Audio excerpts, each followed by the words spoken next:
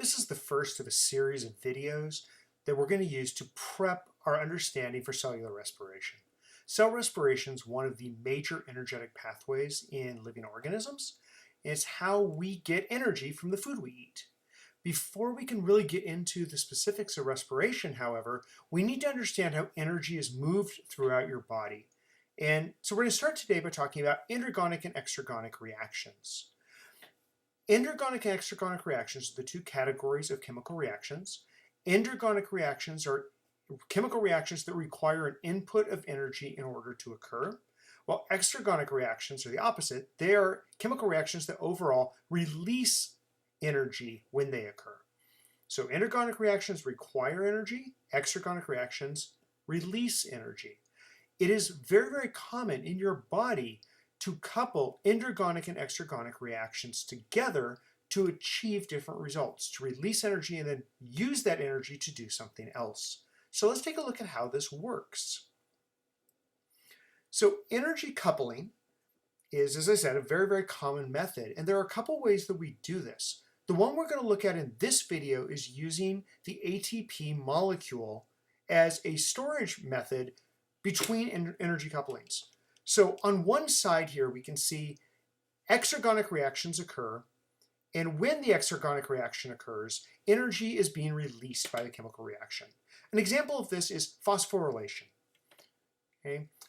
Meanwhile, another chemical reaction will happen, hydrolysis, that this energy is going to require an input of energy, and therefore hydrolysis releases energy, which is then powers the endergonic reaction that needs to occur. So let's look at the specifics of how ATP in particular does this. Here we have an ATP molecule.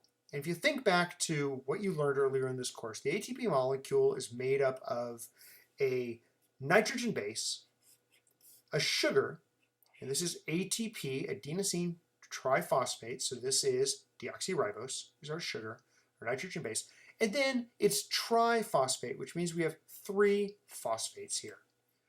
Now, one thing to understand, ATP as a molecule, triphosphate, actually has different forms. We also have ADP, adenosine diphosphate, which will only have 2 phosphates, the 3rd phosphate having been removed. We can then go to AMP, adenosine monophosphate, by removing another phosphate, and so on. However, in AP biology, the 2 forms that we deal with most frequently are ATP. ATP is adenosine triphosphate when we have 3 phosphates, and ADP, which is when we have 2 phosphates containing. AMP, 1 phosphate, occurs, but it's not very, very common. So we're going to focus here on ATP and ADP. The key thing you need to understand, besides the number of phosphates here, is that the energy in the ATP molecule, and really any molecule, is contained in the bonds. The bonds in particular for ATP we're interested are the high energy bonds that are helping hold the phosphate group in place. Okay? And this bond right here is a moderately unstable bond. It's fairly easy to break. When we break it, energy is released from the molecule into the surrounding environment. And that energy can be grabbed and used to power other chemical reactions. By the same token, when we make that high energy bond, when the higher energy bond is formed, it brings energy from the surrounding and captures it in the bond. So it's a great way to store energy for later use. And ATP functions as a storage molecule for energy so that we can use it at a later point in time. So let's look at how that works. Here's an example of ATP being used as an energy carrier for coupling 2 different chemical reactions. So on the left-hand side, we have an exergonic reaction. We are taking glucose molecule and we're breaking that glucose down. And that's the chemical reaction shown there. The process of breaking that glucose down we call cellular respiration. More details on that coming up soon. But we break the glucose down, and as we do that, we are releasing energy contained in the bonds of the glucose molecule.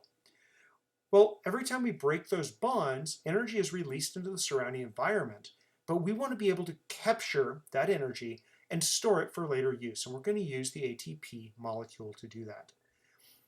The way we're going to accomplish this is we're going to start with an ADP molecule. So this one, has two phosphates. We're going to bond a third phosphate. So this is our number 3. A third phosphate is going to bond to the ADP molecule, becoming ATP, adenosine triphosphate. Where does the energy come to power this chemical reaction to create the high energy bond that bonds our phosphate? It's coming from breaking down glucose. So we are coupling the chemical reaction, breaking down glucose, exergonic, releasing energy, with this endergonic reaction of turning ADP into ATP. I tend to think of this as a charged battery. ATP is now charged. This is a battery that has been charged up. It is ready to provide energy to another source. So ATP then floats around the cell waiting for a need.